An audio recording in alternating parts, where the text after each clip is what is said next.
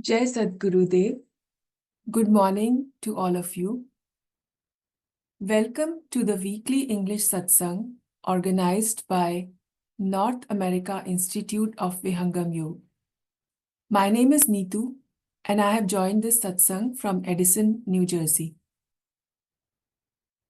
In the current times, our day-to-day life has become busy in fulfilling our physical and mental requirements and social responsibilities.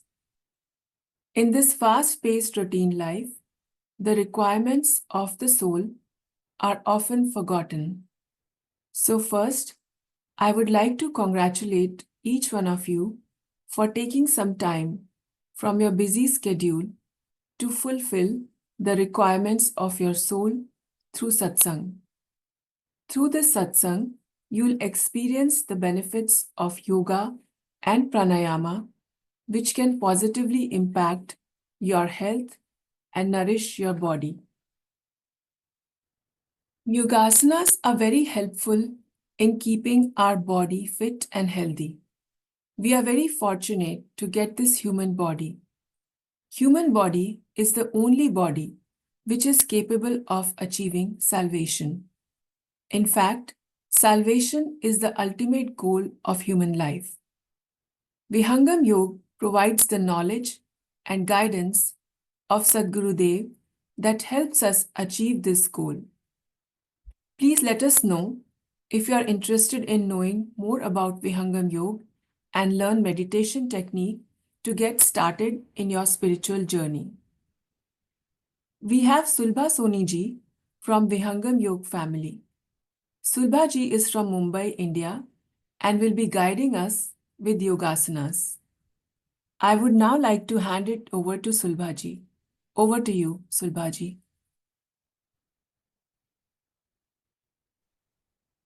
Jai Sadgurudeo. Thank you, Vihangam Yoga family, for giving me this wonderful opportunity. So we can start. Keeping your hands in Dhyana Mudra. This way, place it on your thighs. Keep your spine straight. Head not too much low, not too much back. Should be completely straight. With a gentle smile. Deep breath in. And exhale. Start chanting Om. Om.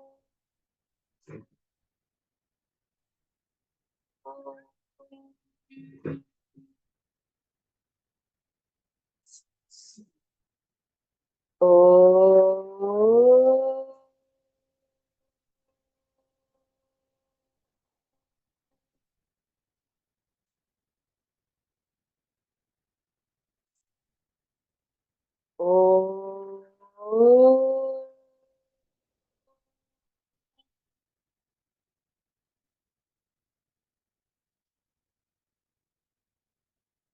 Join your hands, close your eyes. Let's begin with the breath. Om. Sahana bhavatu. Sahano bhunatu.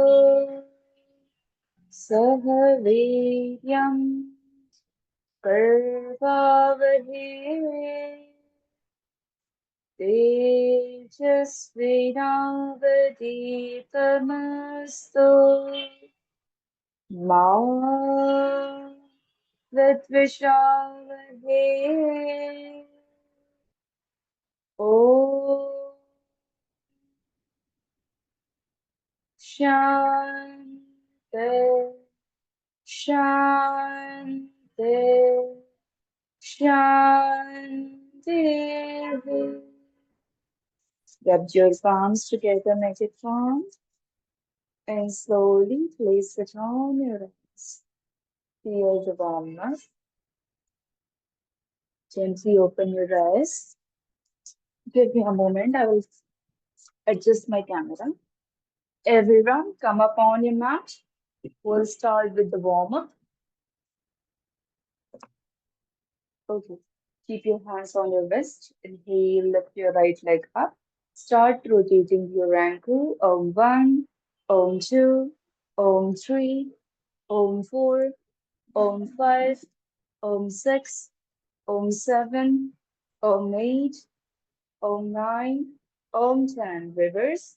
10, 9, 8, Om 7, Om 6, Om 5, Om 4, Om 3, Om 2, Om 1.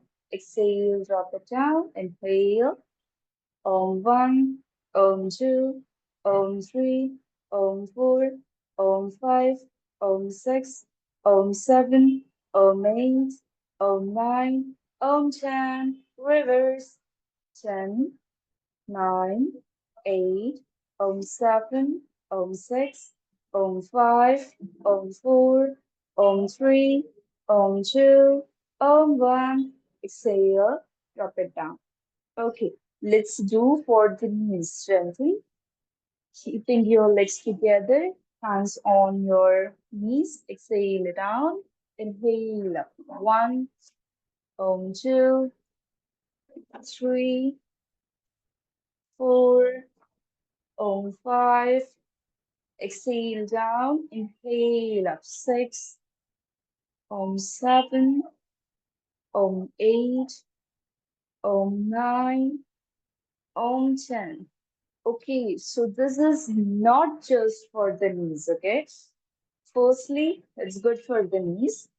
As I mentioned, it is for your knee strengthening. In old age, you will not get too much of knee pain or the stiffness of your knee will be not there. Secondly, diabetes can be cured. Yeah, it might be, it sound like what? Diabetes with this simple caution? Yes, it is true that you can cure diabetes with lot of movement like this when you do it. At least for 100 times you do it, you can cure the diabetes slowly and slowly. I don't say directly it will. Slowly and slowly, your diabetes will be like to the normal range. So simple posture here and there, it is good. Okay. Next, we will do for your stomach to remove the gas. You can maintain your body shape as well as good for your belly fat.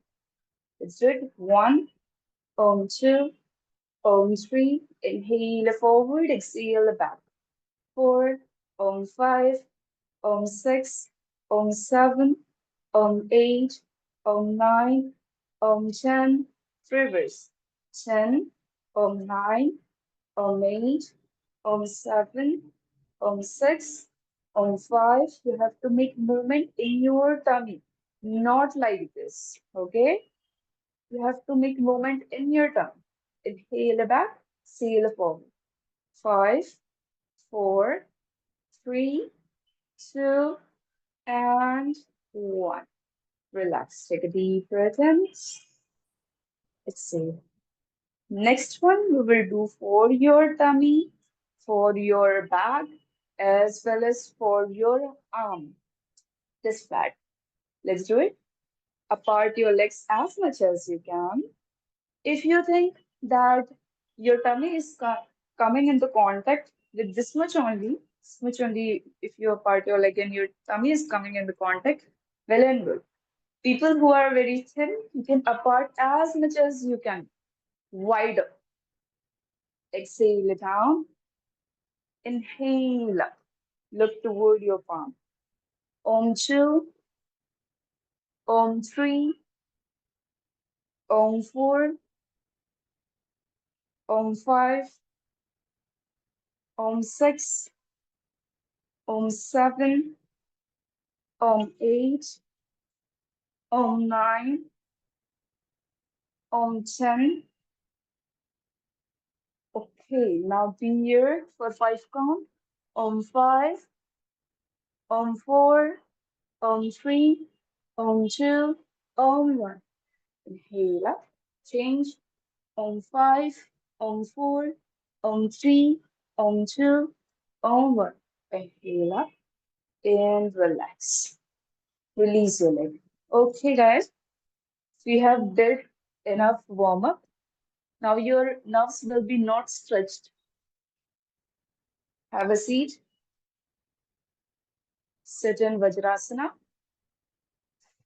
Okay, so you might be aware that every Hindi name, like Sanskrit name, have English name as well. So this posture, Vajrasana, is called as diamond posture.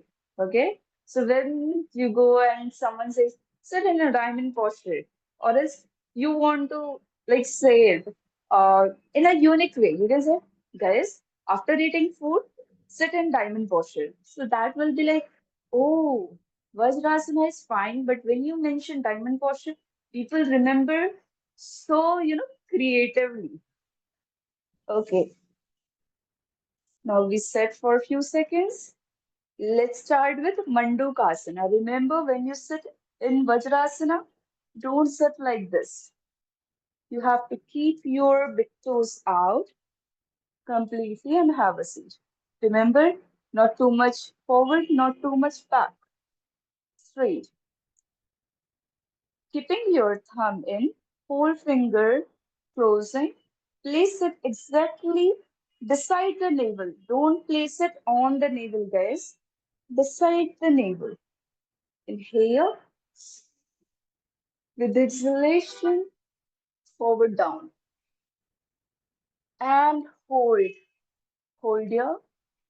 Hold here for a few seconds. Om 10, Om 9, Om 8, Om 7. Look forward. If you look down, it will be not benefit. And people who cannot hold for a long time, start doing Kapalabhati over there. Just focus on your exhalation. 4, 3, 2, and 1. Inhale up. Exhale and relax. Okay, this was one pattern. Let's do second pattern of Mandukasana. Keep your right hand completely open, thumb pointing upward and over toward your reproductive organ. Your whole palm will cover your navel. Okay, so what is the benefit of this asana? We are doing, but what's the benefit? So basically, when we do physical exercise, we can able to do, right? We can do for hands, we can do for legs, we can do various things for tummy, for knees. But what about internal organs? That we can do only by two things: particular asanas or the kriyas. We mentioned Noli, Dhoti, Trataka, this all comes in kriyas. Second, you can do by pranayama. And one more is there option where you can particular asana you can do. Like this will give pressure to your internal organs. So when you take a deep breath in, let's do together. Exhale down and completely release all the breaths and be you. Hold here with eyes closed and keep on putting pressure on your stomach. You will notice that internal organs is getting a little bit, pressure. If you're holding your breath properly, you will be able to hear your heartbeat, isn't it? Inhale up, exhale and relax. Do from the other side. Change. Exhale down.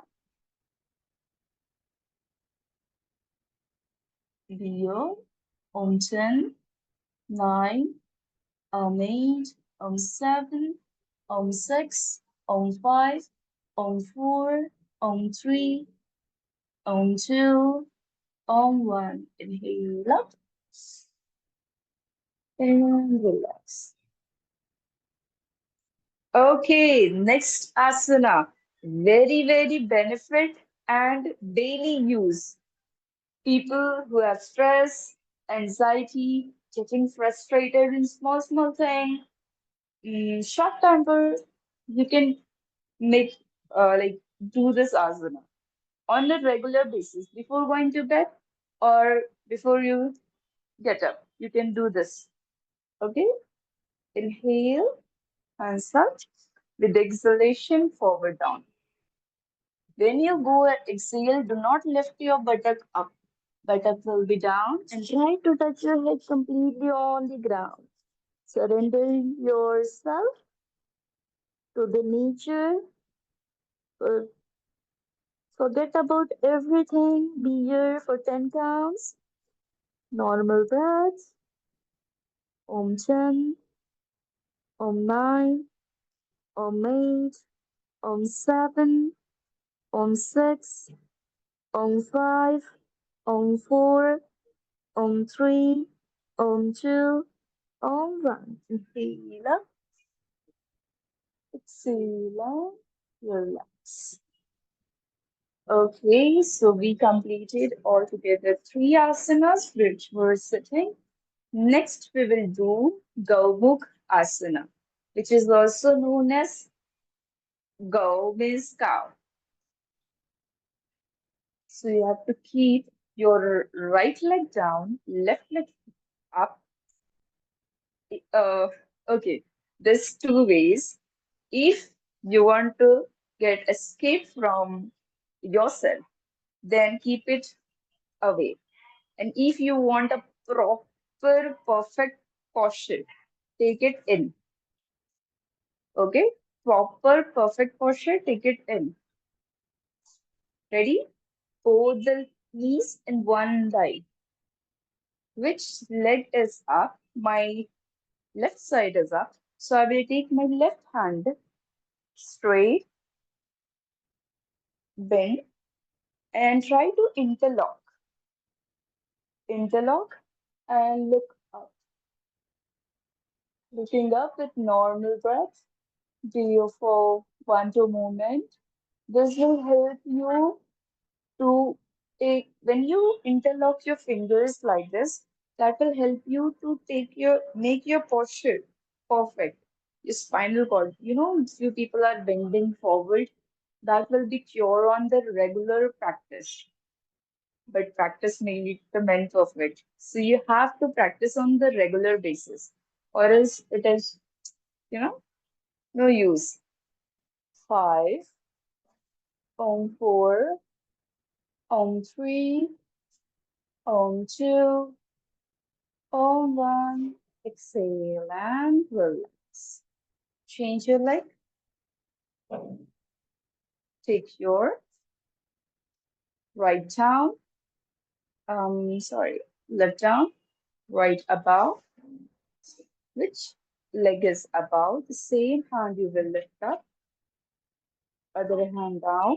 Interlock and look up. Here, this will help you for digestion. It will be very, very good asana to remove or to secrete the enzymes of your internal organ, which is like for digestion. The pancreas, liver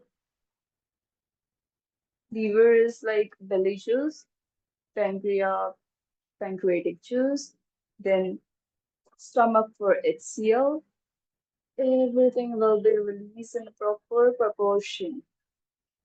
Exhale and relax.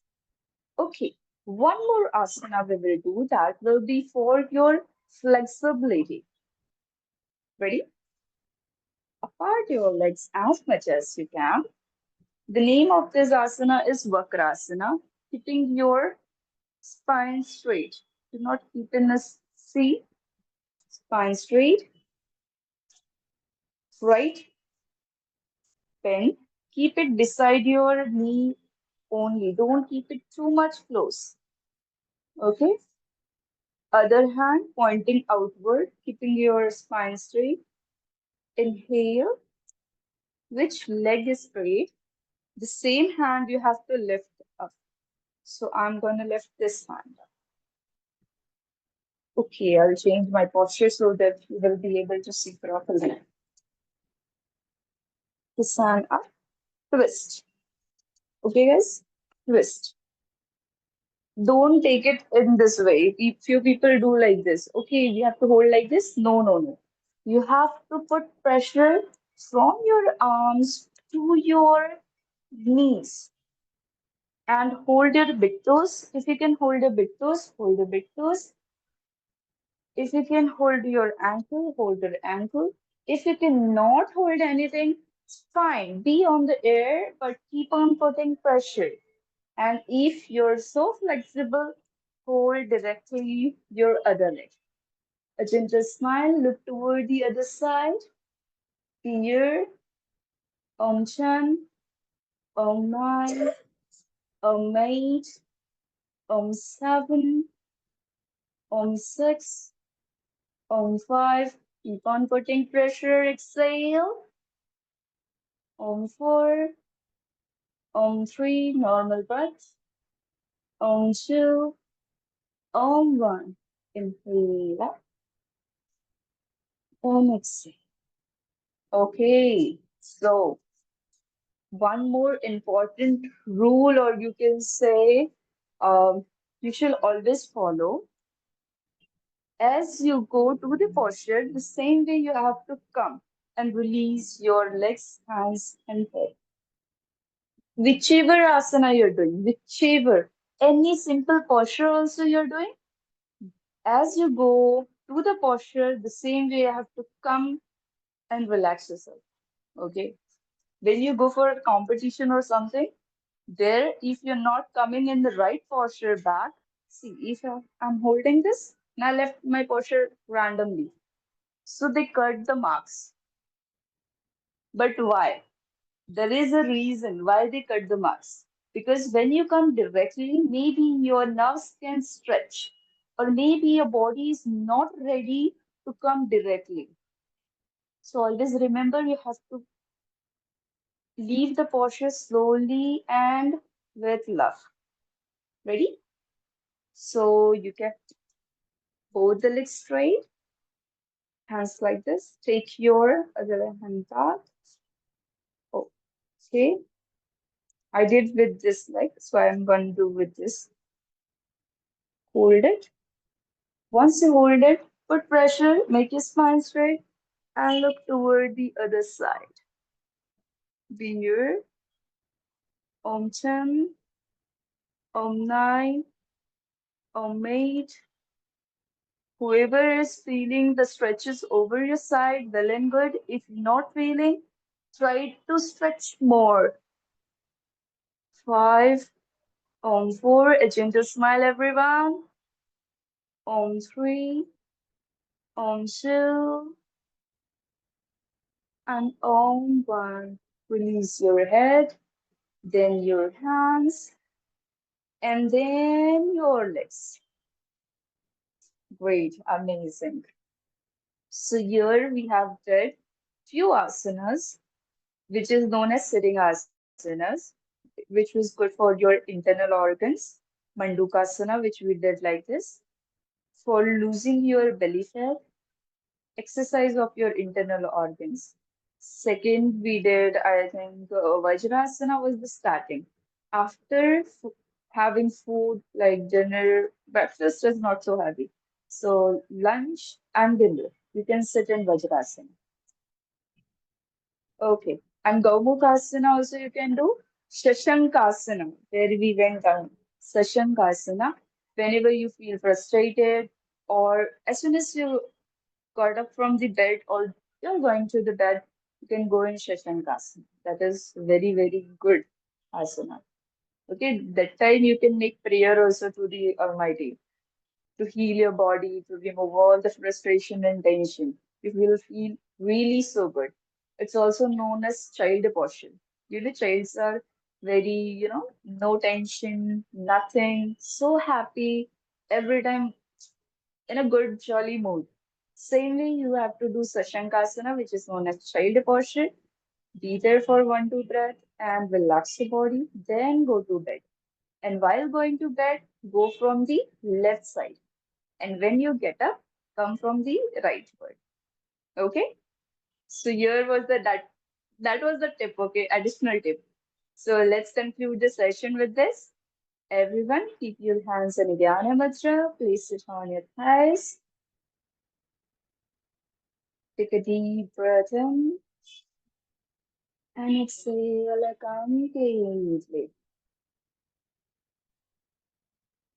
One more breath in and exhale completely. Start chanting Om.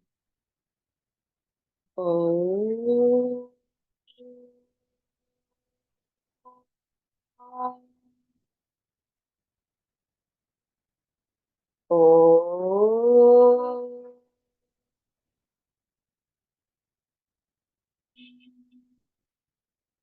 Om.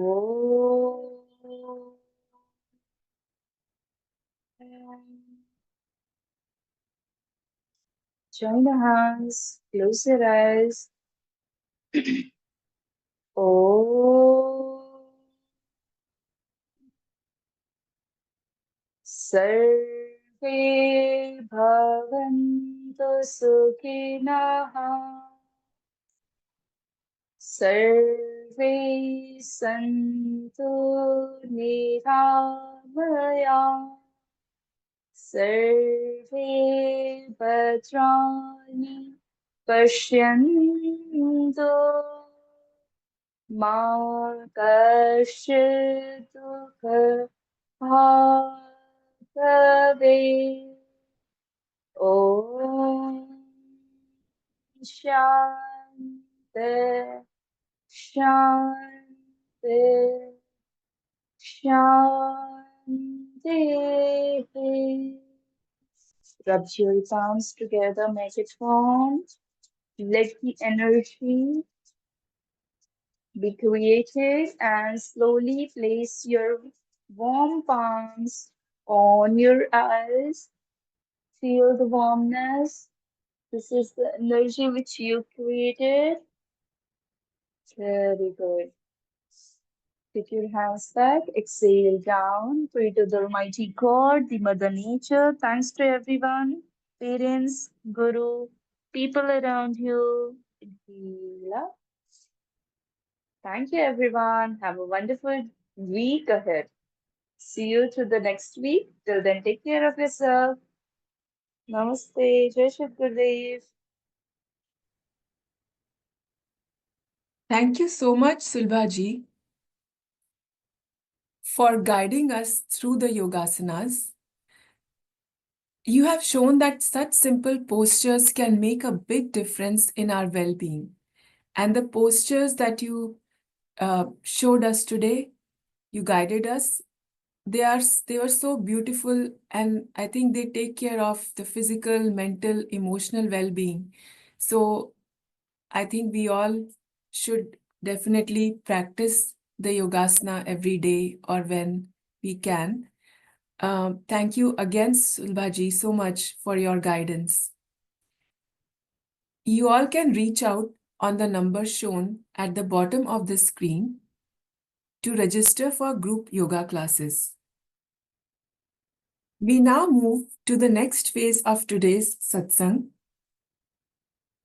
to recognize the warriors and inductees of the week. We all know that the best time to meditate is Brahma Muhurt between 3 a.m. and 5 a.m. But most of us are unable to take advantage of this time. To encourage all of us, NAIVY has started a WhatsApp group called Brahma Muhurt Warriors. Goal for participants is to practice Brahma Muhurt meditation on their own and report status on the group by sending done as a message on the group. There is no session to join. If you are interested in joining the group, please let us know and we will send you the link. It's time to congratulate warriors of the week who have meditated in Brahma Muhurt every single day of the week. This week's warriors are Surya Alam Raju ji, Prachi Shirsagar ji, Yogesh Shirsagar ji, Radha ji, Subhash ji, Manoj Gupta ji, Mukesh Kumar ji, Ranjini ji. Inductees of the week are those disciples who have meditated for at least one day of the week. Inductees of this week are Niranjan ji from Atlanta, Amit Talekar ji, Maya Verma ji, Srirang ji, Vijay Kumar ji, Anjali Kumari ji, Saroj Gupta ji, Ajay Mozar ji, Seema Singh ji, and Niranjan Kumar ji from California. Thanks to NAIVY for such a great initiative, and thanks and congratulations to the warriors and inductees of the week to encourage all of us. It is inspiring to see that the list is growing day by day. We started with 2 or 3 people and have reached to 20 plus. This is very encouraging.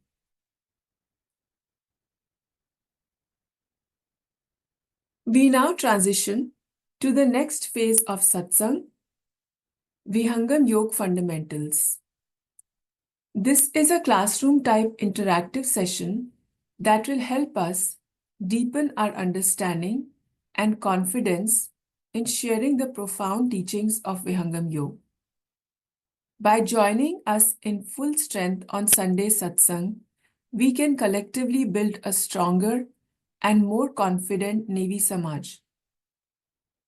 Let's come together with open hearts and minds to learn, grow, and inspire each other. Our speaker for the day is Vijay Kumar ji, who is a sincere disciple of Sadgurudeo and inspires us with his seva bhav, devotion, and knowledge. Let us all feel grateful for this opportunity today to indulge in deep spiritual knowledge. I would like to request Vijay ji to continue the discussion on 6 eternal entities. Over to you, Vijay ji. Thank you. Jai Sadgurudeo. Thank you, Neetu ji. Jai Sadgurudeo. सब देवों का देव है, परम पुरुष का रूप, बिन गुरु प्रभु जीवना मिले, भटकी रहे भवकूप.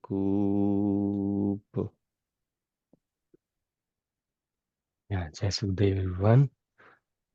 So last week we started understanding about one of the 6 eternal entity called Sadguru. Sadguru, that the ancient scriptures have, termed the same entity as Aj, Sukrit, Sant, Atri, Hiranyagarbh, Dutam, all these terminologies which you see in Vedas, Upanishads, they all talk about the same eternal master, Nityanadi Sadguru, the eternal master, the one who is always there. Aj means the one who is ajanma, who does not take birth, but is always there, eternally existing. And that's why he is called Nitya Anadi Sadguru. And we understood in the session last time that the Sadguru who is eternal is not to be confused with the eternal Almighty, rather both exist eternally as a 2 separate entity. Eternal Sadguru is one entity who is the Dutam, who is the messenger of the eternal Almighty. So they coexist. It is not that we assume anybody as Sadguru, but Sadguru is a real entity. It is an eternal, real entity that exists, who is constantly watching all of us, who is looking for the eligible soul who is ready for moving back to the own immortal land, who is ready from inside to be uplifted, to be liberated from this cycle of life and death. The same Sadguru who is eternally existing has a way to establish interaction with the ignorant human beings, the human beings who are ignorant. Ignorant meaning one who cannot see the truth, who cannot comprehend the existence of the consciousness. In this creation, it is not only the inert material and the inert body that exist, but there are the whole gamut of consciousness that also pervades, and there are conscious entities that exist in this creation. But that consciousness is not comprehensible, is not perceivable by our sensory organs. And so we are ignorant of them. We are not able to see, we are not able to understand. So, to make that reachable to us, the first thing that Sadguru himself does it, he descends down into a human form. And that's why Sadguru has two forms, Vyakt and Avyakt. Vyakt is the human manifestation, and Avyakt is his own form, own conscious, true conscious form. Now, if Sadguru's true conscious form is something which our eyes cannot see, then how can we experience, and how could even Sadguru Sadafal Devji Maharaj experienced, how could he experience the eternal Sadguru? So Sadguru Sadafal Devji Maharaj expressed it in Swarved that Sadguru, the eternal form of Sadguru, is experienced when we elevate our consciousness in his zone, in his mandal. And he says, And mandalakar hai, vyapak vishwa mahan, so Sadguru ka roop hai, anubhav mein pehchan. Sadgurudeo says that eternal form of Sadguru is only comprehensible, is only experienced in the process of meditation when you elevate your consciousness in his mandal. When we reach there, as it says in the first doha also, vyakt aur avyakt hai, Sadguru doe swarup, anubhav gati avyakt hai, antar shabd anu. You see Sadguru in the human form with your naked eyes, but the Sadguru in true conscious form is only a subject of experience in the process of meditation. Only when we attain the hold of our consciousness and start experiencing the consciousness, when we attain that ability, it is then on the higher stage of Vihangam Yoga, we experience Sadguru in his true form. Now, what is that abode of experience where Sadguru is experienced? The eternal form of Sadguru? Sadguru Sadafal Devji Maharaj, in fact, is going further in depth, and he is explaining that where is that mandal, where is that abode where Sadguru is experienced. And he says, Sadguru Mandal Agra hai Sain Samadhi Pradesh, पर पुरुषार्थ पूर्ण है पहुंचे अपने देश.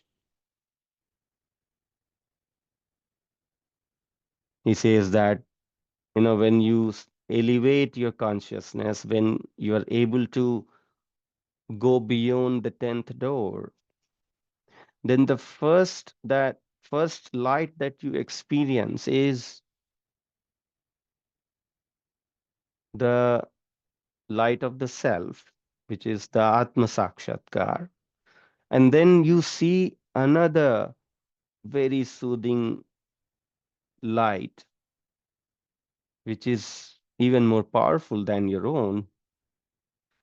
And Sadguru Sadafal Devji Maharaj clarifies that that light is also not Sadguru, not even Almighty.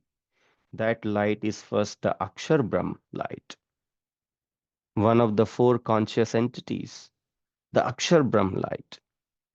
And beyond the light of Akshar Brahm, when we go further upward, Urdh, then comes the Sadguru Mandal. So Sadguru Mandal is even beyond the realm of Akshar Brahm. First, the Akshar Brahm is experienced, and then the Sadguru is experienced. Only when we attain the experience of Sadguru, in that Sadguru's consciousness is where we eventually, Sadguru translates that experience into the experience of Almighty. This is where Sadguru then start playing the role. First, Sadguru makes himself evident to us in his true form, and then once we establish connection with Sadguru, then it is Sadguru's job. It is only then Sadguru's job to translate that experience into the experience of Almighty. And that is why it is said, without Sadguru, the experience of Almighty is impossible. Not even any alternate way of experiencing Almighty. That's why Sadguru is called the messenger of Almighty. Only with the help of this messenger, you can reach Almighty. There's no other way. Now, to establish a relation with the Sadguru manifests in the human form so that we start establishing a connection with that Sadguru energy. So when the same eternal master appears in the human form, that is the human manifestation of the Nityanadi Sadguru, the eternal Sadguru himself. So that means there is a fortunate period of time when the eternal master himself, manifest in the human form. Sadguru has been doing that for even the Vihangam Yoga disciples like Sant Yoganandji. He experienced Nityanadi Sadguru's human form just, in recent time when he was alive, when he was in the body, as one of the greatest disciple of Sadguru Sadafal Devji Maharaj. When he was in his seva, then Nityanadi Sadguru appeared for him to give him the Upadesh of fifth stage of Vihangam Yoga. So Nityanadi Sadguru himself also keeps appearing for eligible disciple. So that is the human appearance of Nityanadi Sadguru. But when Nityanadi Sadguru does not have any eligible soul who can be the proxy of Nityanadi Sadguru in the human form, then to establish, to re-establish or to revive this lost science of Brahma Vidya, he then stays here in the human form for a longer period of time, like Sahib Kabir in the Kali Yuga. Sahib Kabir was the human manifestation of the Nityanadi Sadguru himself. And that's why Sahib Kabir was not born, nor he was required to be burnt or buried when he left his body, because his body just disappeared. He made his body appear as a baby, and then he made his body transform into flowers, because he was none but the eternal Sadguru, the Nityanadi Sadguru himself. But then there are four different ways by which the same Sadguru power descends down in a human form. One, as we discussed, that the eternal master himself comes when he does not have any representative. The second way is that some elevated soul in the Mukti Dham who has already been representing Sadguru's power even in the past. Because this cycle of Chatur Yuga is not the one-time cycle. In the time which you cannot even count, there have been so many cycles of Chatur Yuga. And in every yuga, the Sadguru powers come down. And there are some elevated souls who can hold that Sadguru power. And when they go back in the liberation, then they are still having that power, that eligibility to carry the or be the representative of Sadguru. So such chosen soul, the Nityanadi Sadguru, would instruct and pass his energy and ask that chosen soul to just go and take care of the eligible souls in the mortal land. And such chosen soul from Mukti Dham will then appear in the mortal land as Swayam Siddha Sadguru. So one is the Nityanadi Sadguru, the second is the Swayam Siddha Sadguru. The Swayam Siddha Sadguru is again the representative of Nityanadi Sadguru, but they come from the Mukti Dham, they come from the zone of liberation, immortal land, and they come only to take care of the needy souls who are ready for liberation. Swayamsit Sadguru does not stay here for as long as the Abhyasit Sadguru can stay or Parampara Sadguru can stay. They stay here for the limited time, just do their job and then they disappear.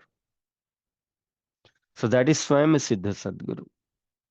And then the third way of human manifestation of Sadguru is the Abhyasit Sadguru. Abhyasit Sadguru is one who is a deserving soul to attain this knowledge from the eternal master himself. And how does he become Sadguru? Once he attains the knowledge, once he liberates himself, and when eternal master finds him suitable for carrying the Sadguru power, then eternal master himself gives that power to that elevated soul to make him Abhyasi Sadguru. So Abhyasi Sadguru is one who practices all these sadhanas in pursuit of Brahma Vidya when there's nobody else to guide. There's absolutely nobody else to guide. Abhyasi Sadguru is the one who revives this knowledge. When the knowledge is not there in this mortal land, the seeking, the deep seeking of such soul makes eternal master appear for him and revive this knowledge through him. So Abhyasya Sadguru is always the one who re revives this knowledge in the mortal land when this knowledge is lost. Abhyasya Sadguru has to really work very hard to first prove his eligibility for this. Because eternal master, once he has pulled his energy, once he is not there, when he is not in the human form, then he will not just show up for everybody. He will show up only when he finds a true eligible soul. And that too at those times when this knowledge has not even been discussed, when this knowledge has gone into oblivion. People are lost into rituals and fragmented form of yoga. Even in those situations when there is some soul who understands the limitedness of the devotion being practiced, when he recognizes that whatever I am practicing is being limited within the indriyas, these are all andrik bhakti. How can I attain the experience of something which is conscious?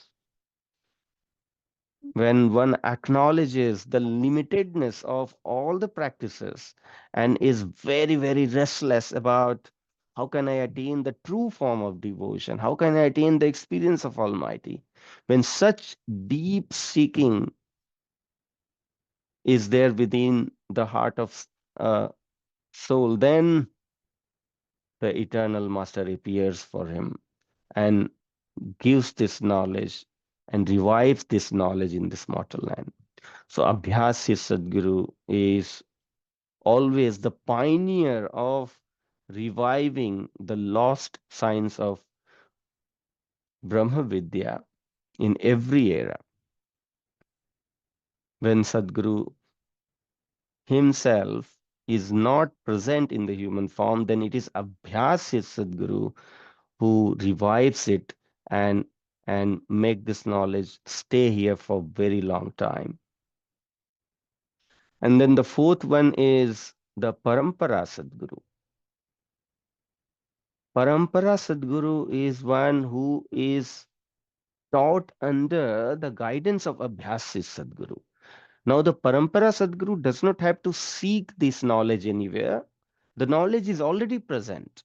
It is just that the eternal master and the Abhyasi Sadguru, they will choose a soul who is eligible for carrying this knowledge forward, carrying this power forward, and make this power of Sadguru remain in this mortal land for longer period of time.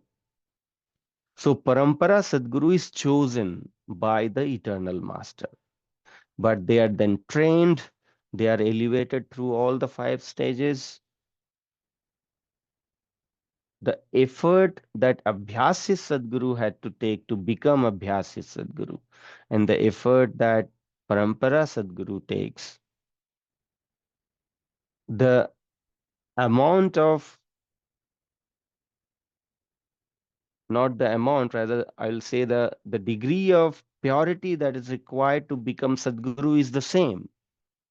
Parampara Sadguru or the Abhyasi Sadguru, the degree of purity or the intention of consciousness which is required to become Sadguru is the same. But the process is little easier in the sense that Parampara Sadguru is already under the supervision and already decided that the next Parampara Sadguru after Abhyasi Sadguru is going to be this. And it is chosen because they are already called, they are already prepared, like they are already an elevated soul who has been called upon for carrying forward this knowledge. They are kind of designed to be in that, flow to to come and be trained and then carry forward this knowledge. So everything is pre-decided for Parampara Sadguru. Whereas Abhyasi Sadguru is one who is seeking the knowledge in the beginning and is one who has done all left and right to figure out what is the way out, and eventually eternal master is pleased and then he appears and then bestow this knowledge. So Abhyasya Sadguru put lot of effort to revive this knowledge, whereas Parampara Sadguru's job is only to retain this knowledge and power and carry forward for the human welfare. The So any Sadguru who is in the human form, any Sadguru who is in the human form, he cannot claim himself as Sadguru just by their own wish. It's or not by the wish of a group of people. But Vyakta Sadguru, or the human form of Sadguru, this authority is granted not just by words, but by transferring the power that flows from eternal Sadguru. Without eternal Sadguru's own stamping, that now I have transferred my power to you, without authorization from the eternal master himself, nobody can become the Vyakta form, the human form of Sadguru. You can put your name, but you cannot hold that power because the power is not given. So only when the power is transferred by the eternal master, then the human form of Sadguru is a real Sadguru in the human form. जब तक सुकृत देव की आज्ञा सनत न छाप मनमुख सदगुरु नहीं बने अद्भुत सदगुरु माप. Nobody can become Sadguru just by their own wish. It is only the eternal master who makes the human form of Sadguru. When Abhyasit Sadguru, Sadafal Devji Maharaj, became Sadguru, he did not become Sadguru because he was a realized yogi or he liberated himself through the practice of Vihangam Yoga, Brahm Vidya Vihangam Yoga. But he became Abhyasit Sadguru because Sadguru Sadafal Devji Maharaj received the power from the eternal master. He he started understanding the blessings that he was receiving from eternal master from childhood only after he got his real darshan. Then he started going back in time and then started understanding that in my childhood also the the guidance that I was receiving, now I know that that was coming from the eternal master himself. Otherwise, it was a puzzle for him that who is the one who is constantly guiding me. So Abhyasi Sadguru was already very elevated soul from childhood, and that is why he could not hold himself with any practice which is not complete. He kept looking for the complete entirety of yoga, where what is the process in which the soul in true sense culminates into union with the supreme consciousness. He was really looking for that experience, and that kept him going. And that is why when he was doing 100% of what he could do with any practice, he used to even get, he used to faint down by practicing whatever the other rishis used to teach him. He used to give 100% of his energy into it and will practice 7 days in a row without water and food like that and will fend on. He was so thirsty for the experience.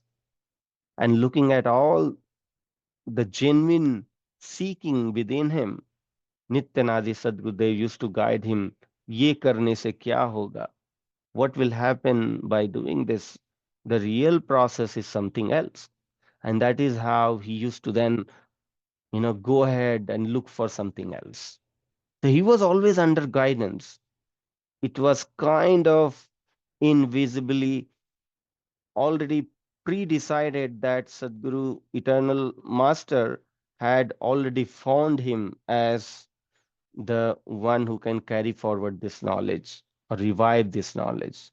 So he was already under guidance, but he was not realizing who is guiding me. Once Sadguru Sadafal Devji Maharaj attained the union with Almighty, when he became liberated, Sadguru Sadafal Devji Maharaj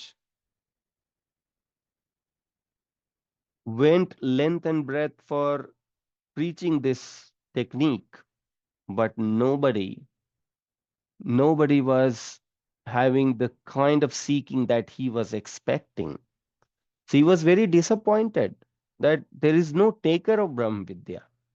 Everybody who comes to me is always coming for an immortal desires, the one that is not going to stay, very temporary happiness. There's nobody who wants to liberate. There are nobody who wants to end the cycle of life and death. Nobody who is a true devotee. And all that he was doing when he just became liberated yogi, but not Sadguru. So he returned back to the caves of Himalaya and to Pakri Balia, actually, to the caves in the Uttar Pradesh. And in all places, Sadguru, eternal Sadguru, used to appear and remind him that no, I have given you this knowledge so that you can spread it to all the needy souls.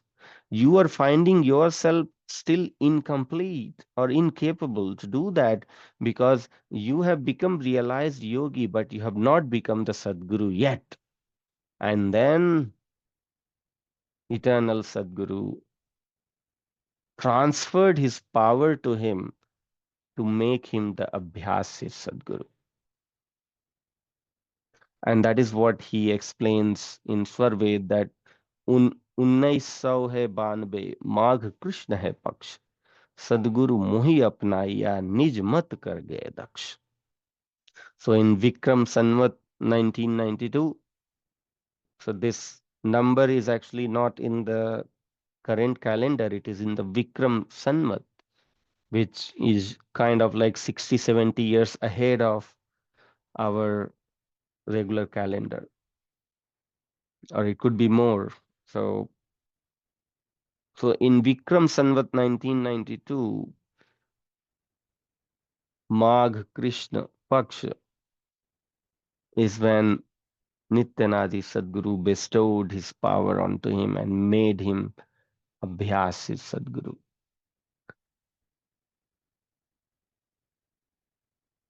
So any Vyakta form of Sadguru is a Vyakta form of Sadguru only when the eternal master bestows his power onto that human form and when authorizes the human form to become the Sadguru. Without eternal master's permission, without eternal master's darshan, nobody can acclaim self as Sadguru. Aj Sadguru darshan nahi, होए परीक्षा नाही. यह सदगुरु पद है नहीं व्यर्थ गुरु जग माहि. Without having the darshan of eternal master and without receiving the authority from eternal master, nobody can self-acclaim as Sadguru.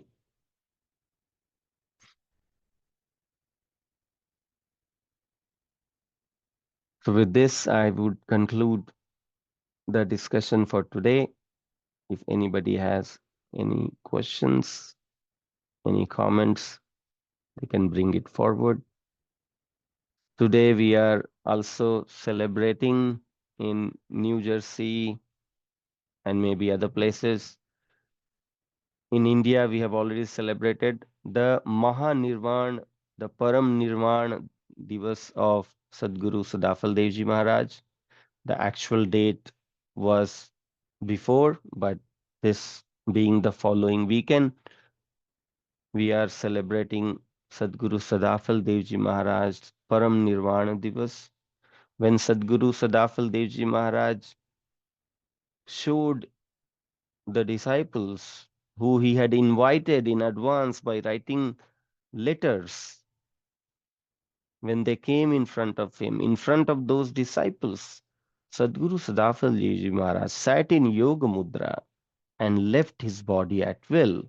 After leaving the body, he spoke for 15 minutes from the sky to prove that he had left the body at will and he is still there.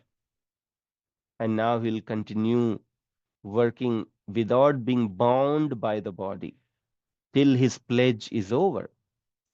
And his pledge is to liberate minimum 100,000 souls from this mortal land.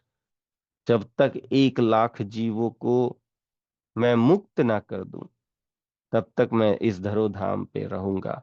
I will continue to live in this mortal land till I liberate minimum 100,000 disciples from the cycle of life and death. Sadguru Sadafal Devji Maharaj Mahanirvana Divas, Param Nirvana Divas is celebrated all over the globe only because that reminds us the entirety of this process, the Vihangam Yoga process, which was proven by his own life, by his own way of leaving the body at will and proving that he did by the Yoga Mudra. He proved that by speaking from the sky for 15 minutes. We are very fortunate that we have the connection with this knowledge and we have the inclination for this knowledge. This itself is a very rare thing to happen. It takes lives and lives, after several lives of God knows what punya we do, that we get the inclination towards Brahma Vidya. Otherwise, the life is so, mic in the sense it is so illusionary that we are always lost into the Maya and do not recognize the truth about the self. We do not recognize the truth of the bondages, and we never feel the need of putting an effort to break out of it. All the followers of Vihangam Yoga, all the followers of spirituality are very fortunate who have got the connection with Vihangam Yoga, who have got the connection with Svarved, who have got the connection with Sadguru Sadafal Devji Maharaj. Bole Sadgurudeo ki jai. Over to you, Nituji. Thank you so much, Vijayji, for your invaluable guidance and teachings on Vihangam Yoga fundamentals. Your expertise and dedication are definitely helping us enrich our understanding brick by brick and empowering us to share this profound knowledge with others. I would like to request that if anyone has any questions or thoughts or would like to share about yourself, if anyone has joined this session for the first time, please introduce yourself and share how you learned about this satsang.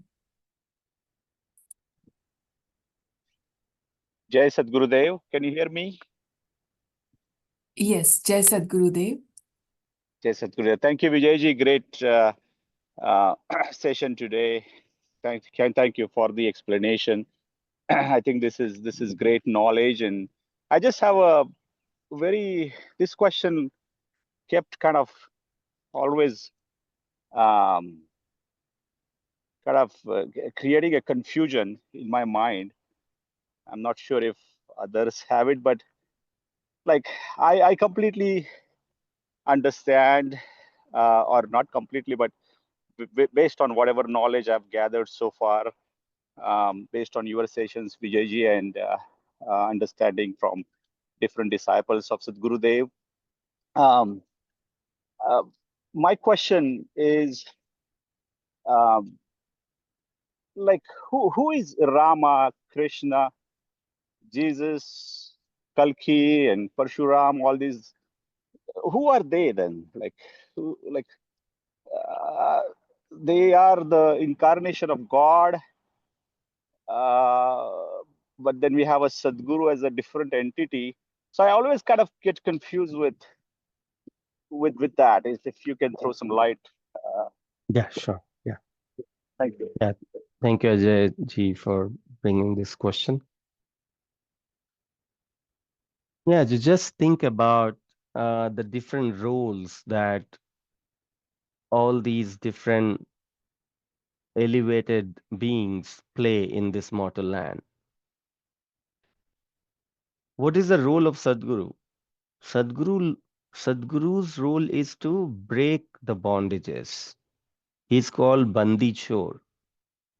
Sadguru's role is to take the soul out of this mess where it is caught into the mess of ignorance, the mess of Maya. Sadguru's job is to basically take you back home from where you had fallen into this trap.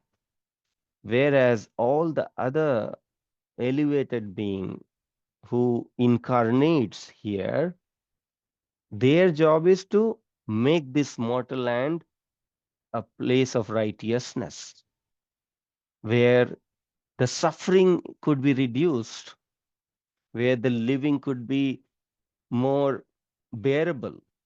It cannot be free from sorrow, but at least make it righteous. So all different incarnations that you see, they those incarnations are incarnations of elevated being. There's only one Almighty, and there are infinite number of souls. In those infinite number of souls, there are different categories of souls.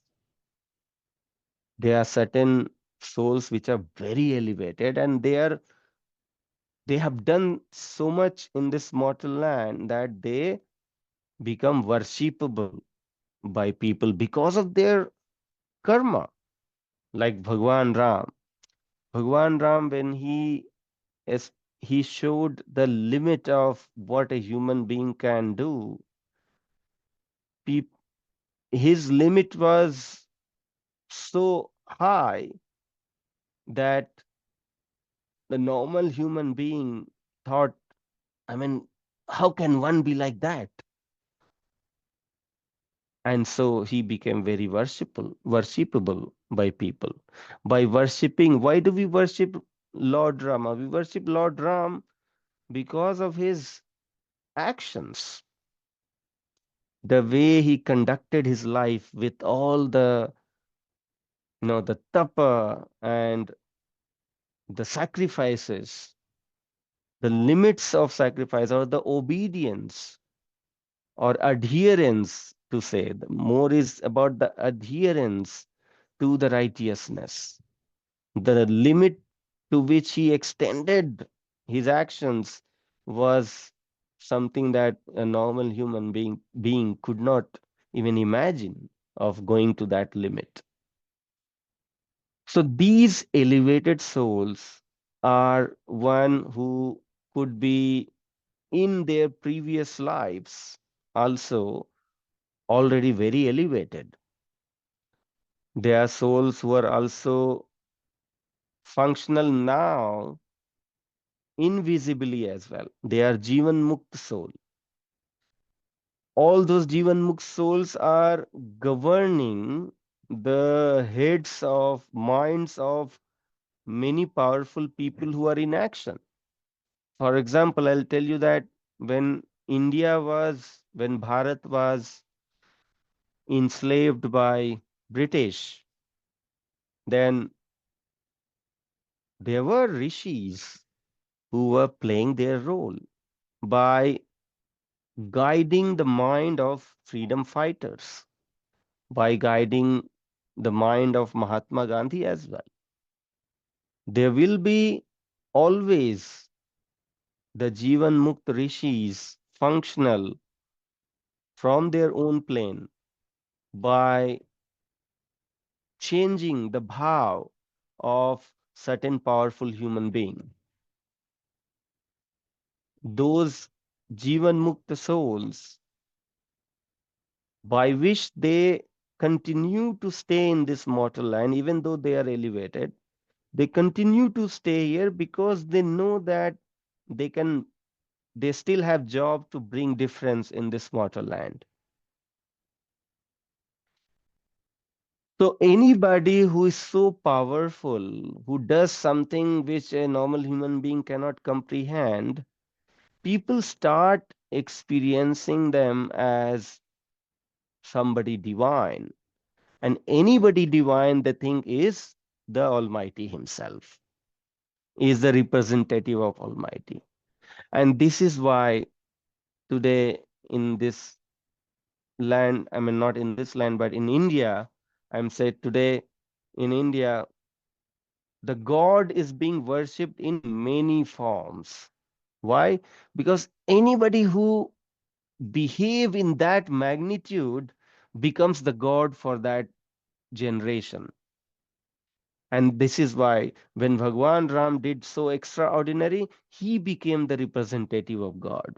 When Bhagwan Sri Krishna did so much extraordinary, he became the representative of God. But what we need to understand is all different souls who function here for the betterment of the human being can be assumed as God by the people, but the God, the Almighty, the Supreme Consciousness that truly is already present close to everybody in His conscious form, He has no place to come down to.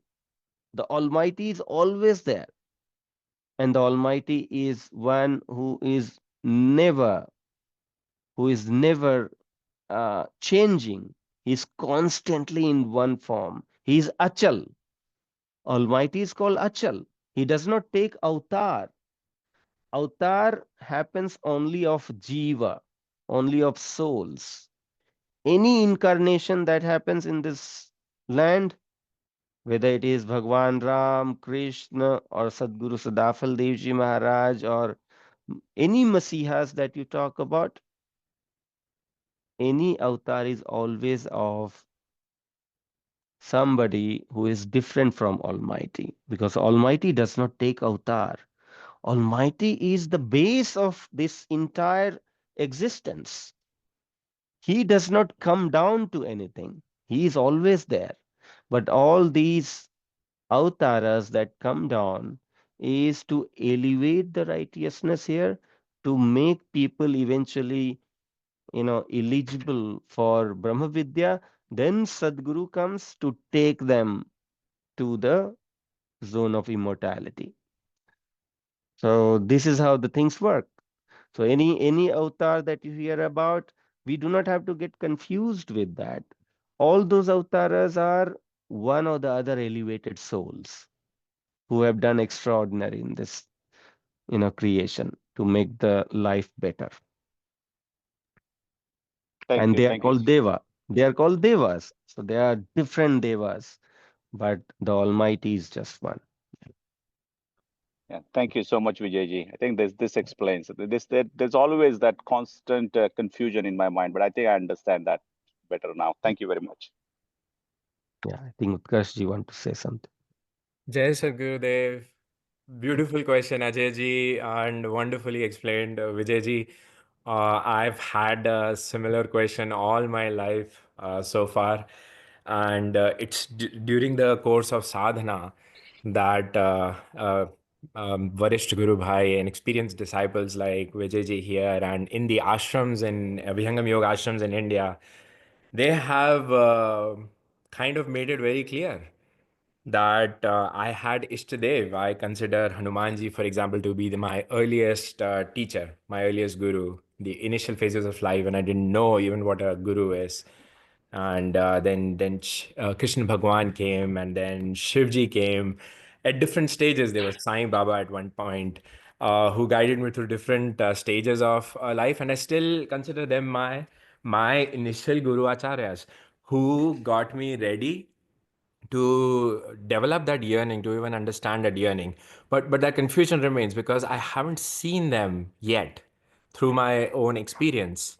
So I would love to, and I've expressed this need before these enlightened beings to in the ashram, and they have assured me that you do sadhana and you will get darshan of these elevated souls, and it might be much easier to get darshan of, for example, Hanumanji and Shivji, because they are two of those elevated souls who are still on this earth. So just taking care of us, getting us ready, and it is evident because Shivji is always in sadhana.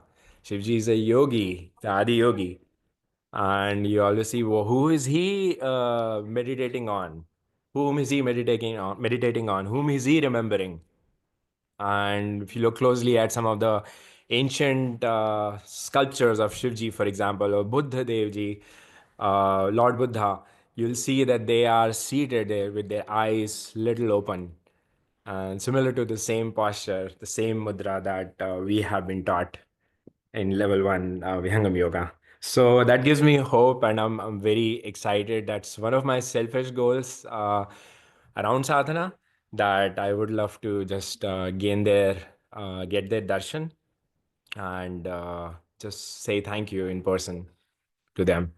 So that's all I wanted to add. Jai Sadgurudev. Pranam. Thank you so much, Ajay ji, for your question, and thank you so much, Vijay ji, for taking that question and addressing the curiosity and explaining in such detail. And thank you so much, Utkarsh ji, for sharing your insight. I do see that Mukesh ji also has a question. Yeah, Jai Satsang, it's a very good question and aptly addressed by Vijayji. I'm very thankful because this is always a confusion and very well clarified. But of course, people who've been from birth doing these pujas and following one or the other avatar, they will always be confused until they experience themselves. It's a matter of their understanding. But I have a question from different angles. Is that what is the role of different rituals and pujas?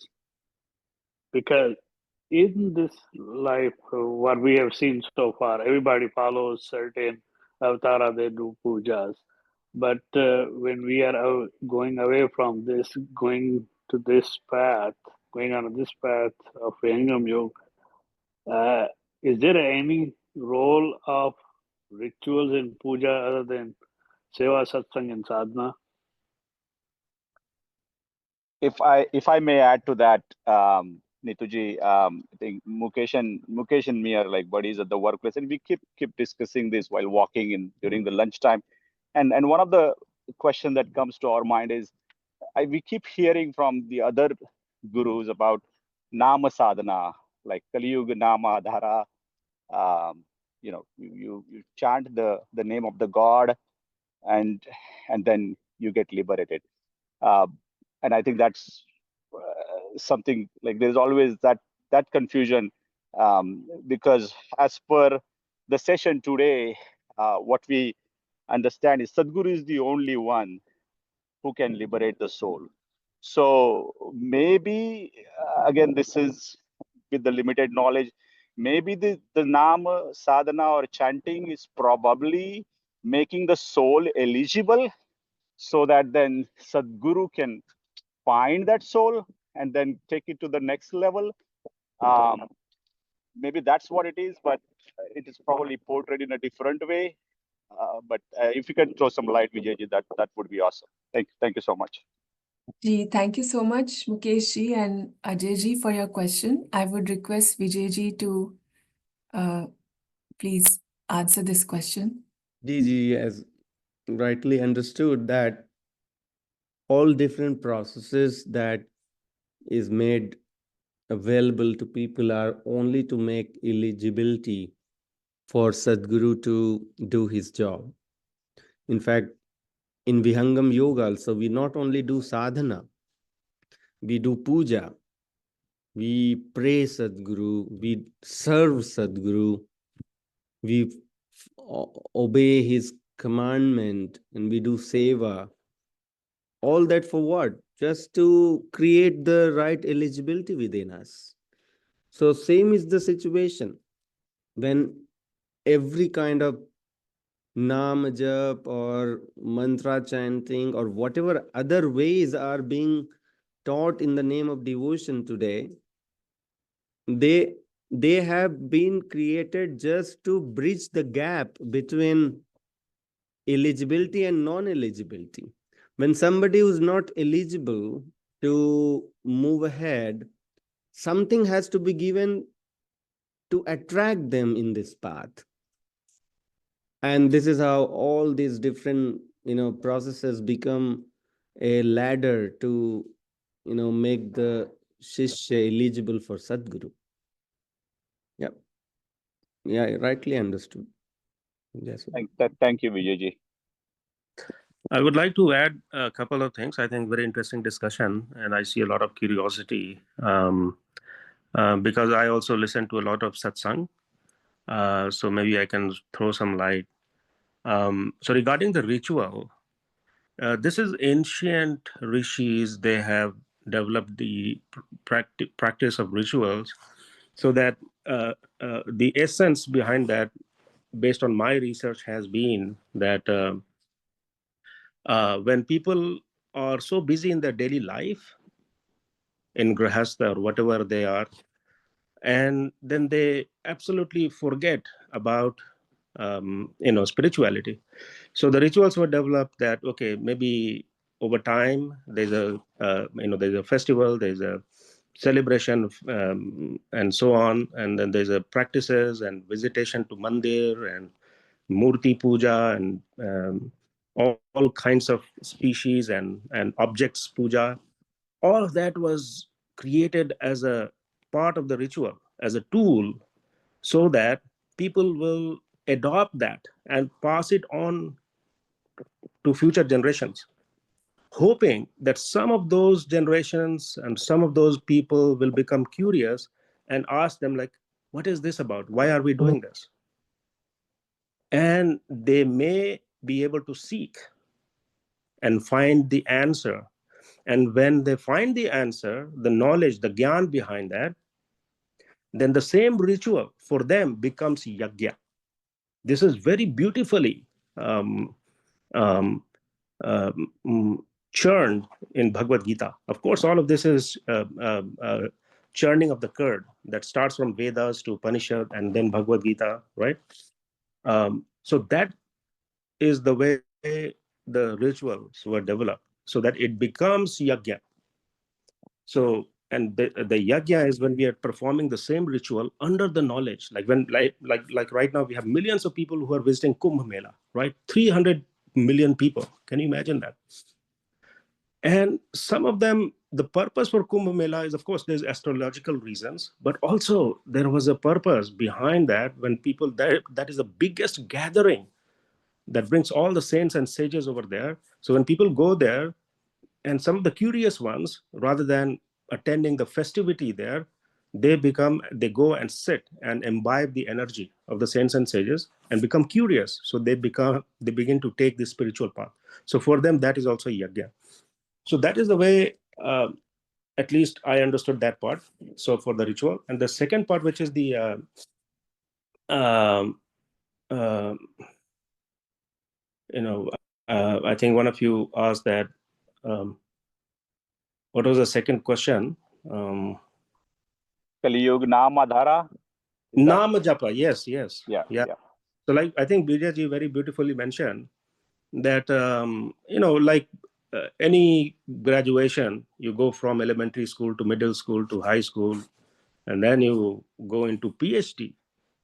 And for especially if you want to become a surgeon, you do residency project, which is the final stamping required from an actual acting doctor.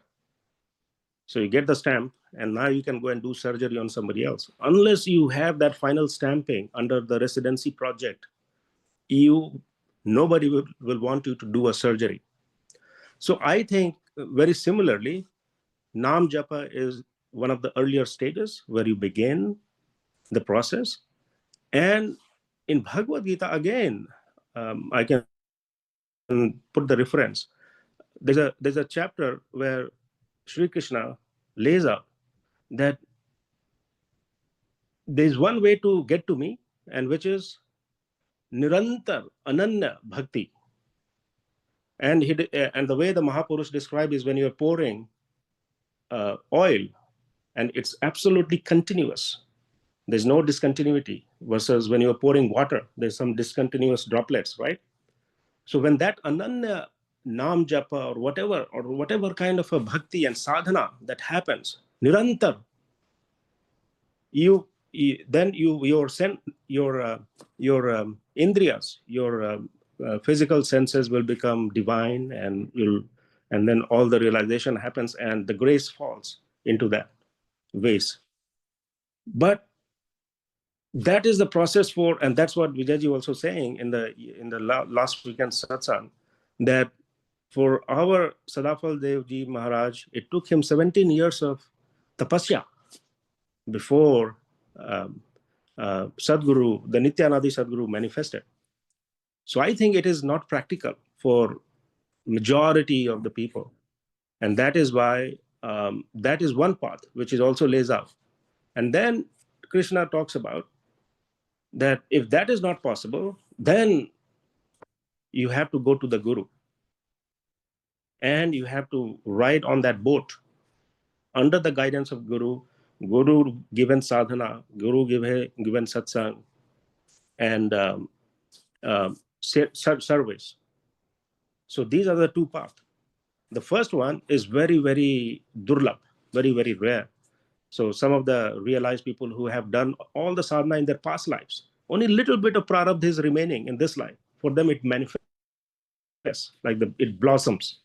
So that's why we hear that why Tulsi Das, why Kali Das, Shankaracharya, they all manifested such early part of their life. Prahlad Maharaj was realized at age 5, and so on. Dhruv, in Puranas, there's a description, and people think that Puranas are mythology, but actually, we are living in numerous yugas. So these are the stories compiled. We don't know when. This is not, archaeologists will never get to it. So that's, I think, the perspective based on my researches. So thank you.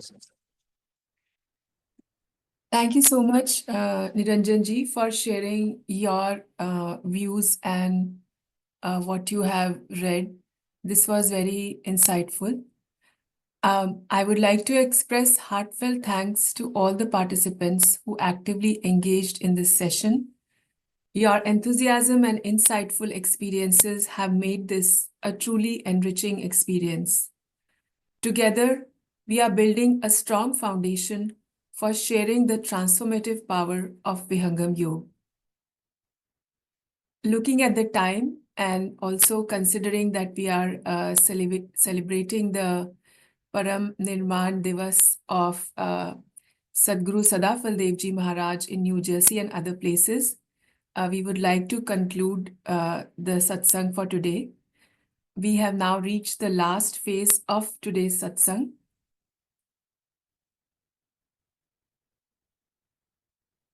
I request everyone to sit down for Shanti Path.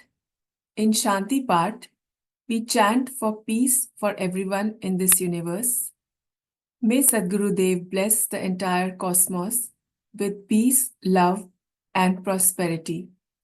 I would like to request Jessica ji to recite the last few lines of Shanti Path for us. Over to you, Jessica ji. Jai Sadgurudeo, Shanti Path. Hey Prabhu Shanti Swarupa Ho, Shanti Shanti Maya Shanti, Shanti Shanti Jana Shanti Ho, Orna Shanti Maya Shanti.